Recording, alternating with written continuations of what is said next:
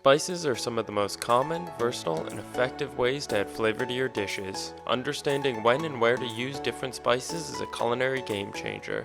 Today we are starting our ongoing series of exploring different spices with cumin. Cumin seeds have been used in cooking for thousands of years and believed to have originated in the Nile Valley region of Egypt. Today, the seeds of the cumin plant are dried and sold both whole and ground, and are used in cuisines all over the world. It's this versatility that makes cumin one of the most popular and commonplace spices on earth. It works well by itself, but is also subtle enough to be a crucial part of many spice blends, such as curry powder, garam masala, chili powder, adobo, berbere, and baharat. Cumin seeds, like many spices, release their full flavor when toasted. To do this, just heat a pan on medium-low heat and toast the full seeds, stirring occasionally just until you can smell the aroma. This generally takes about 5 minutes. You can do this with ground cumin as well, but it burns easily and can be hard to keep in the pan. To get around this, you can grind your whole toasted cumin seeds in a coffee grinder that you use specifically for grinding spices. If you use spices regularly, this is a worthwhile investment, because whole spices can be bought in bulk for cheaper than the ground counterparts, and a cheap coffee grinder can be purchased for about $5. Store your cumin in an airtight container in a cool part of your kitchen for best storage. We've talked about what cumin is, where it comes from, when to use it, and how to optimize its flavor. Now let's see it in action by making sweet potato cumin croquettes with cumin lime crema. We're going to start by lightly sauteing half a small diced red onion.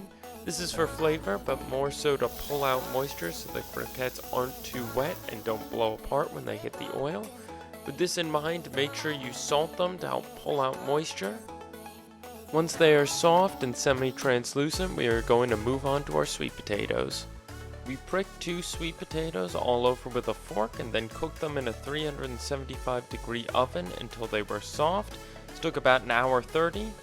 Then we need to mash them. I'm using a potato ricer for this because it allows me to squeeze out water before squeezing the potatoes through the ricer. If you don't have a ricer, that's fine. Just make sure that your sweet potatoes have completely cooled so that they've released all the moisture in the form of steam that they're going to release. And you may need to use extra panko to help everything bind together.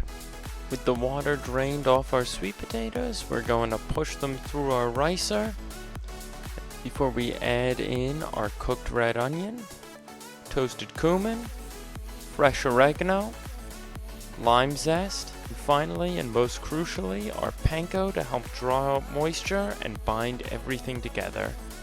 We want to give at least 10 minutes for the croquette dough to set, so in the meantime we're going to make our sauce. Simply combine 1 cup sour cream, half a tablespoon of toasted ground cumin, a heavy pinch of salt, half a lime's worth of juice, and finally, Habanero or Scotch Bonnet hot sauce to taste. With our crema made, we are going to roll our croquettes into balls roughly the size of a golf ball, and then coat them with panko breadcrumbs. This panko layer will add additional texture and help to keep our croquettes together while they fry.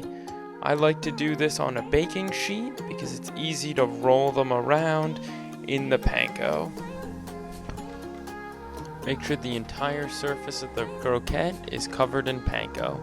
If you don't want to deep fry the croquettes, you can form them into small patties, coat them in panko, and shallow fry them, like how you would a chicken cutlet.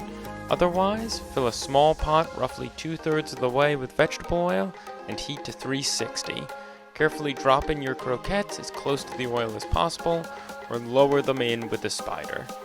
These croquettes are already fully cooked, so we're just looking to crisp them up a bit, so they will only take about a minute in the oil. When they are golden brown, drain them on a paper towel, salt them immediately, and enjoy. I hope you enjoyed this spice exploration. If you have another spice you want us to cover, please leave it in the comments. Don't forget to like and subscribe, and I can't wait to cook with you all again soon.